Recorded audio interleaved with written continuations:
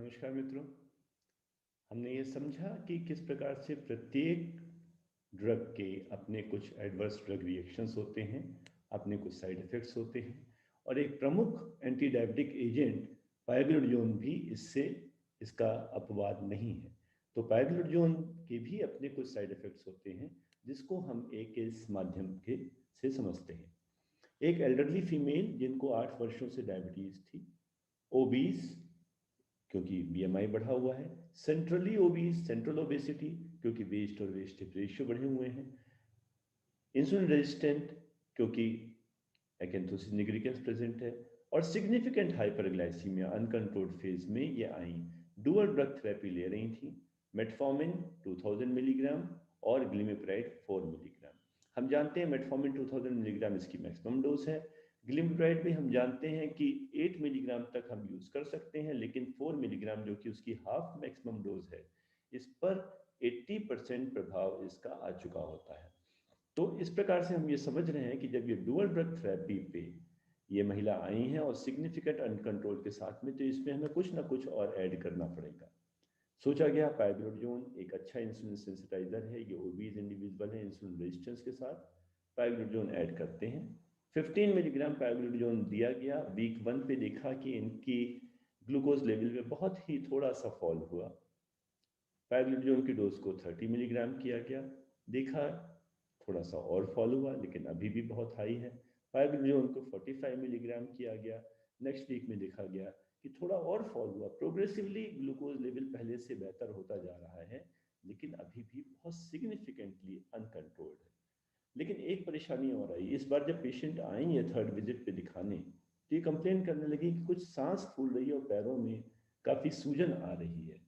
अब प्रश्न ये उठता है कि इतना अच्छा इंसुलिन सेंसिटाइजर है पायग्लोडियोन, लेकिन हम उसकी डोज बढ़ाते जा रहे हैं, 15 mg, फिर 30 mg, फिर 45 mg, ग्लाइसेमिक बेनिफिट नहीं मिला हमको और परेशानियां भी आने लगी। तो ये ग्लाइसेमिक बेनिफिट हमको पायग्लोडियोन इतनी अच्छी दवा जो हम फुल डोज में 45 मिलीग्राम में यूज कर रहे हैं, अभी तक क्यों नहीं मिला? वास्तव में बंधुओं, यहाँ पे यह ध्यान रखने की आवश्यकता है कि पायग्लोडियोन इसका कार्यशैली अलग है। जो सल्फोनिलूरिया मेटफॉर्मिन जब हम देते हैं, देने के साथ ही कार्य करना आरंभ कर देती हैं, लेकिन पायग्लोडियोन जो कि एक पीपीआर गामा एगोनिस्ट है, यह सेल के अंदर पहुंच के और जीन्स पर काम करके और जीन्स से एक न्यू प्रोटीन सिंथेसिस को इंक्रीज कराता है, जिस प्रक्रिया में समय लगता है और पायग्लोडियोन का पीक इफेक्ट आने में 6 to 8 वीक्स, 1.5 से 2 महीने तक लग जाते हैं। और हम यहाँ जिस पेशेंट में हमने यूज़ किया, वीक के बाद ही देखा कंट्रोल में मज़ा नहीं आया, हमने डोज डबल कर दी। फिर एक वीक में देखा मज़ा नहीं आया, हम उसकी डोज 3 टाइम्स कर दी। तो हमने वीकली बेसिस पे और 20 डेज पे ही हमने फुल डोज पे पहुंच गए, और 20 डेज पे तो पायग्लोडियोन का इफेक्ट आएगा नहीं। तो इसलिए अब हम ऐसे केसेस में बहुत जो रैपिड डोज एस्केलेशन करके उसके प्रभाव की उम्मीद कर रहे हैं, वह शायद थोड़ा बेमानी है। अब दूसरा एक प्रश्न ये है कि पीडल इडिमा भी इनको आरंभ हो गया, पीडल इडिमा भी हो रहा है, शॉर्टनेस ऑफ ब्रेथ हो रही है, तो ऐसा किस लिए हो रहा है, इसके क्या कारण हो सकते हैं?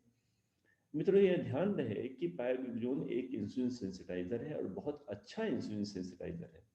इंसुलिन की एक प्रॉपर्टी है कि वह सॉल्ट और वाटर रिटेन करती है बॉडी में, सॉल्ट रिटेंशन और वाटर रिटेंशन।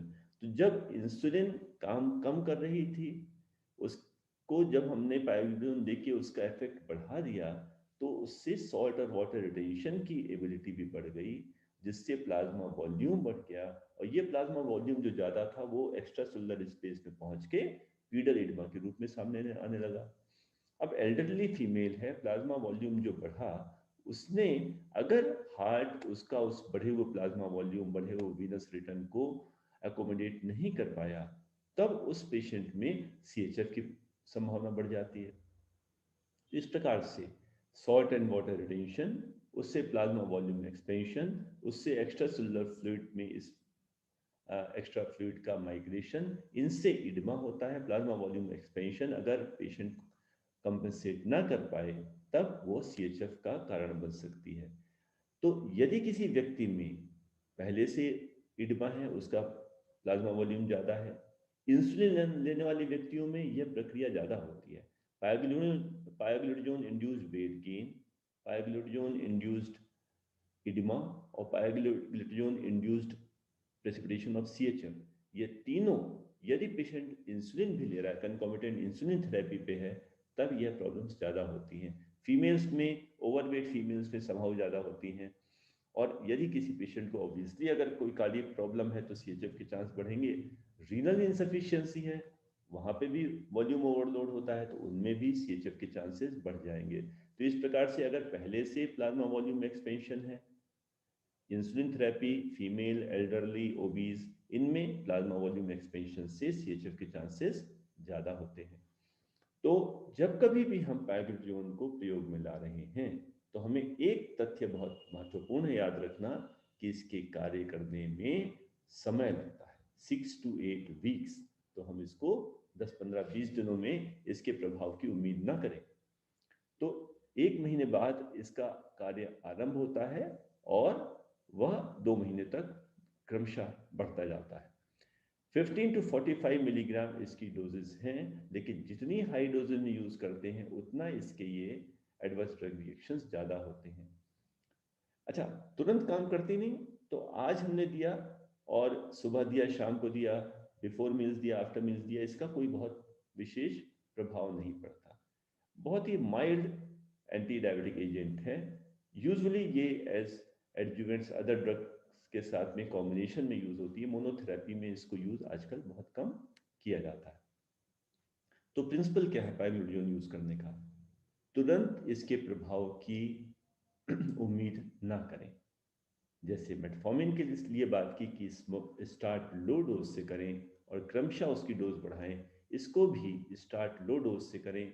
और बढ़ाने की बात आज 2020 में तो पायोग्लूटाजोन के साथ में एक कंसेंसस ये है कि भाई सोच समझ के इस्तेमाल करो और थोड़ा लोअर डोज में ही रखो।